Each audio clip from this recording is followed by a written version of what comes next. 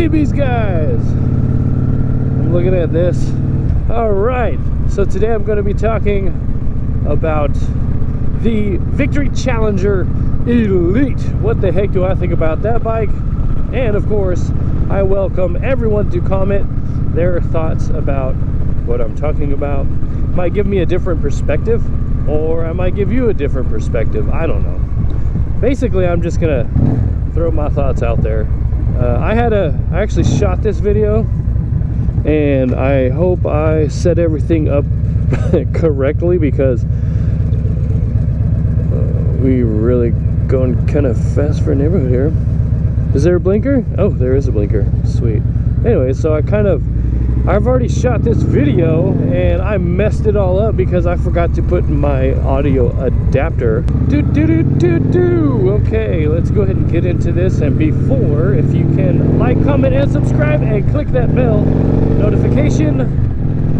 All right, so the India Challenger Elite, what the heck are you getting? First off, let's put it out there. What is India trying to do? They're trying to compete with Harley-Davidson CVO Road Glide.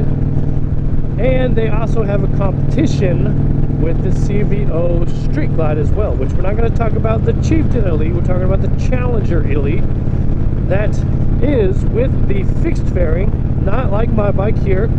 This is not fixed. This is attached to the forks here, not the frame. So it moves with me instead of my bars moving independently.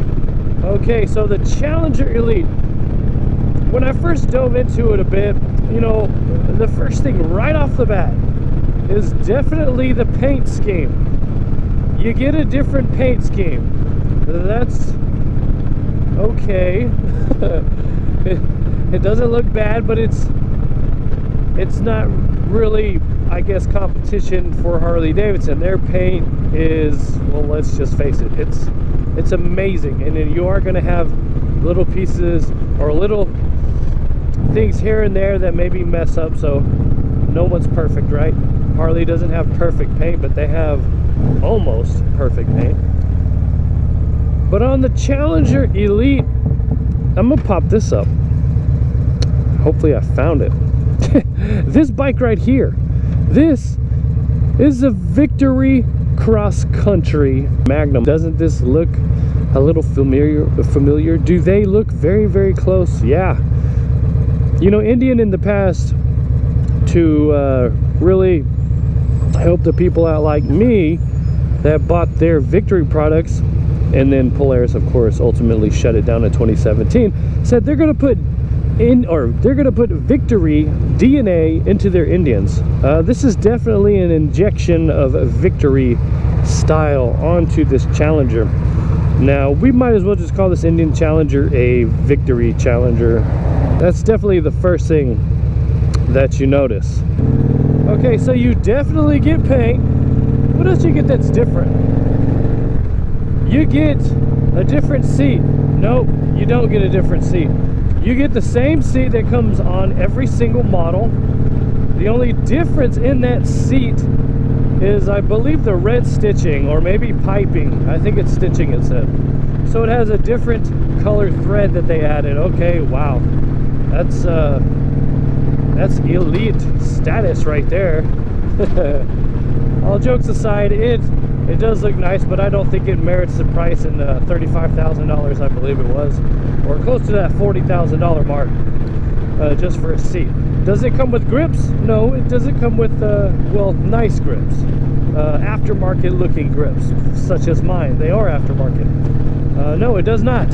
It comes with, of course, stock bars, just like the other Challengers. It comes with the floorboards, but they are Indian branded, not like the standard Challenger boards. The Elite comes with a very nice looking, let's see if we find a picture, I'll pop it up. Very nice looking kind of billet, custom looking floorboard, or footboard if you will. And that, you know, that's cool. I'm digging that. The mirrors, they are not custom looking. They are the standard mirrors that you get on the Challenger. And the windshield is their flip windshield, which does not come on the standard Challengers or the Dark Horse. I'm including the Dark Horse as well, not just the base model. Now, honestly, there is not that much that comes with this bike. It is basically a Dark Horse Challenger in a sense, because it has the overlay weather on the navigation. It has a little bit of tidbits that I just mentioned on the bike, little special touches, little special colors, but that's it. That's all you get. You don't really get that much at all. So Indian is trying to market this after the CVO. This is an obvious thing. Now let's take, oh, didn't even see that guy. Now let's take the Road Glide CVO, which Indian is trying to gun down, okay? Now we will take it to the account that the Challenger does have an updated motor versus the Harley Davidson, only in the essence of air-cooled versus liquid-cooled. So the Challenger does have that liquid-cooled mill, which will keep you a tad bit cooler, but really not noticeable as you're moving. I've had both liquid-cooled and air-cooled, as this is air/oil-cooled V-twin. So I've had both, I've ridden both, I've been on both for extensive periods of time. There is a very slight difference with the liquid cooled. Now the difference is usually felt only when you're stopped, okay? All right, so the CVO Road Glide, it comes with, let's just start off with some of the quite obvious things that you can see. The grips itself, I'm glad I didn't wash my bike. I totally forgot about that. Stupid water. So it comes with the grips themselves that are aftermarket. Things that you're seeing, it comes with mirrors, or sorry, not aftermarket, it's Harley branded, all this Harley branded. So it comes with some grips, comes with some really good looking mirrors, comes with the floorboards and the passenger floorboards, I believe.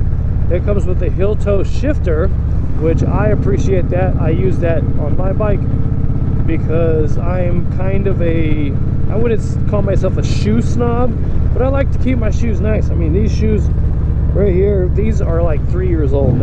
I only use them for riding, and they're amazing. They're Vans, right? But I try to keep them things on point, okay? So it comes with that. It comes with a shorter windshield, which it is not a flip. It's not even made to flip the wind over you. It's just a very short, little bitty, tiny windshield for that custom look. And it comes with, the CVO Road Glide comes with a 21-inch wheel on the front. Now, some people might really dog it and say, oh, 21 sucks because it's the maneuverability of the motorcycle suffers because of it. But it's actually not too bad because I've ridden it.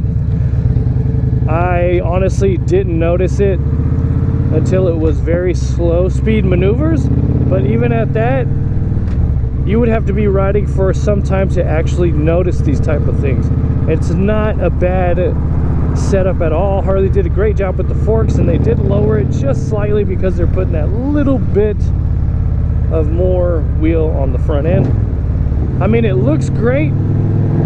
It's a fantastic looking wheel. It's a like a two-piece. The hub itself is an aluminum machined hub, and then they have so geniusly tied spokes into that wheel without having a tube to run it, okay? Those who do not know wheels and how they work, well, that's another video. So the CVO, just right off the rip, you could tell it comes with more stuff. The CVO Road Glide, and it comes with a 117 cubic inch motor versus the 108, I believe, Challenger liquid cooled motor. Now it does perform better because it is a liquid cooled motor, but there is a lot of power and potential into the Harley Davidson engine. For some reason, that motor is so easily building horsepower with a ton of companies out there. It's just ridiculous. Now, if you're in all that power, that's a good thing, but if you don't care, I mean, you might just go for the Challenger, right? So the Challenger Elite, it still doesn't really compare to the CVO Road Glide at all. Now, at first I wasn't even going to do a comparison video. It was just kind of like checking out the Challenger Elite, right? I mean, it's still a cool looking bike. I would say for someone who's looking to do a lot of riding and not really customizing too much at all, maybe exhaust, maybe some bars, and you're done. I mean, go for the Challenger if you just don't want to do all the things that come with a Harley, because a Harley, there's a few other things you have to do to maintain them. It's not really a big deal, but some people just don't want to deal with anything at all, then just go for the Challenger. But I mean, it is a very good looking bike, definitely rides really good, but I don't think it is, I think Indian is asking too much money for it, for what you don't get. Oh, I left something out. This is one cool thing. One cool thing. Okay, everything that's on Elite, you can get it except for the paint. The paint scheme you cannot get. Okay, so there's another thing you cannot get. I forgot to mention that. Is electronically adjusted preload Fox rear shock. That is a gold wing type of thing, okay? So it'll lower, you can adjust your preload, and adjusting your preload is massive, especially when riding 2-up with a bunch of gear or trying to up your performance a bit suspension wise. So if you adjust your preload, it